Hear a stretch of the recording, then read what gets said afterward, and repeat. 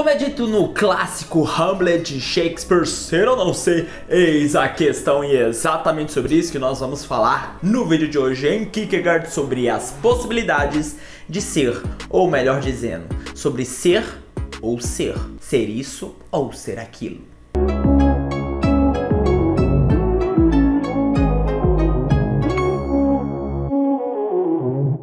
Peterson Dyer, eu sou professor e gravo uns vídeos aqui no YouTube e hoje eu estou aqui para falar dele, um filósofo que me é muito caro, Søren Abian Kierkegaard. Mas antes de iniciar o nosso vídeo, já cumpra aqui o nosso protocolo. Você precisa curtir, comentar, compartilhar e se inscrever. Kierkegaard significa, grosso modo, o quintal da igreja, um terreno que naquela época era cemitério, ou seja, o sobrenome dele significa, grosso modo, cemitério. E ele dizia que não podia ser outra coisa com esse nome, a não ser um pessimista.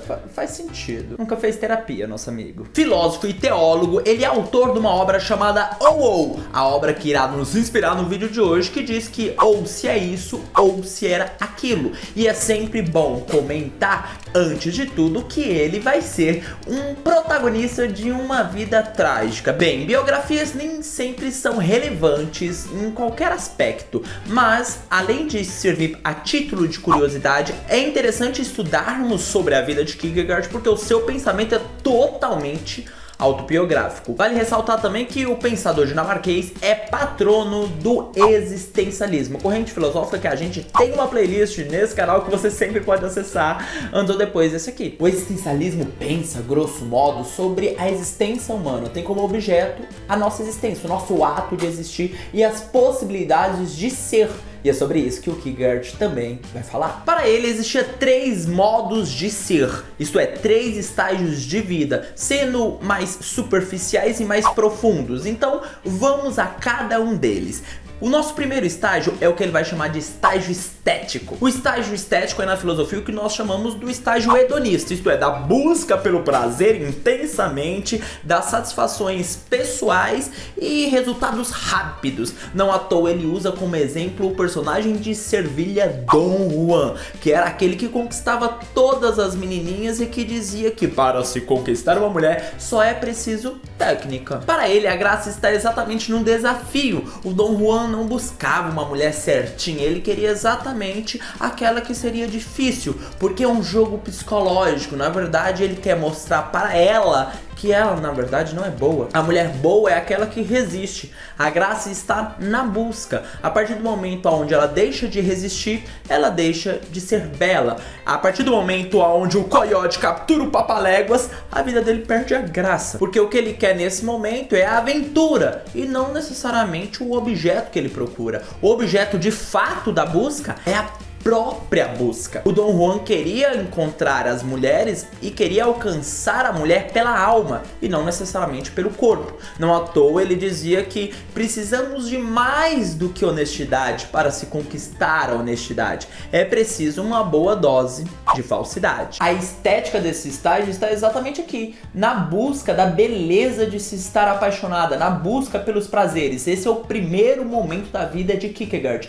Ele buscava então os prazeres intensamente em todos os bordéis, em todos os cabarés da cidade. Entretanto, esse estágio tem um grande problema. O demônio do estágio estético, o que ele vai chamar de tédio, porque o tédio nos leva a pensar, e pensar é pensar necessariamente sobre a nossa condição e o quanto ela é miserável e o quanto ela é uma condição triste de buscar sentir a vida intensamente sem nenhum tipo de autossatisfação. Então um grande problema no estágio estético é as nossas férias, onde percebemos que não há nada a se fazer, onde nos deparamos com nós mesmos. E cansados desse estágio de buscas pelo prazer e de satisfações românticas o tempo todo, vamos ao nosso segundo estágio em Kierkegaard, que é o estágio ético. Ele será representado por um marido fiel que cumpre todas as suas promessas e uma vida cômoda. Não à toa, quando eu chego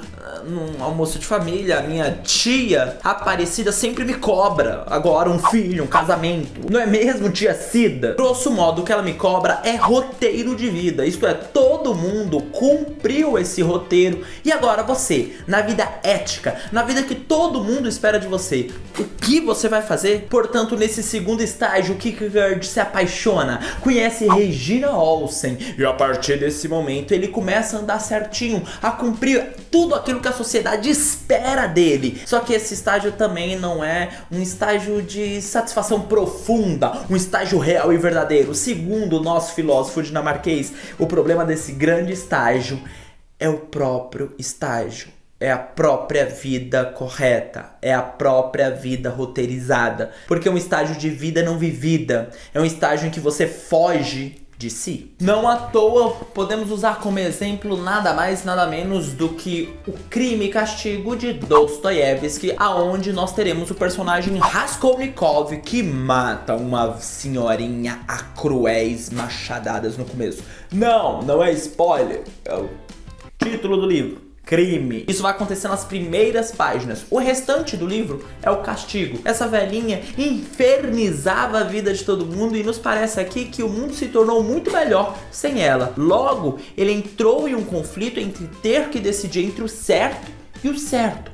Esse é um grande problema do estágio ético, porque se você ter que decidir entre o certo e o errado é muito fácil. Agora, ter que decidir entre duas possibilidades que parecem igualmente corretas, aí está um grande problema. Para por fim chegarmos ao nosso terceiro estágio, o estágio religioso. Aquele se converte. De fato, o Kierkegaard, teólogo nascendo, onde ele fala que é o único estágio de profundidade, que você se lança totalmente a fé. Ele retoma pensamentos na patrística, da qual também já tem o vídeo, onde ele diz que creio porque é absurdo. E por mais que ele tenha aqui dentro desse contexto críticas severas às instituições, isto é, às igrejas, dizendo que é impossível ser cristão dentro de uma igreja cristã, poderia ser ele crítico do método, mas era um total apaixonado pela fé em si. Uma vida onde você se lança a esse absurdo. E portanto ele vai estabelecer o chamado paradoxo do absoluto, onde se torna impossível racionalizar Deus. É como se provar que Deus existe seria brincar de João Bobo. Você vai batendo no boneco e eles sempre volta. Ele sempre volta. Não tem como provar que Deus existe, não tem como provar que Deus não existe. Isso é do foro pessoal, íntimo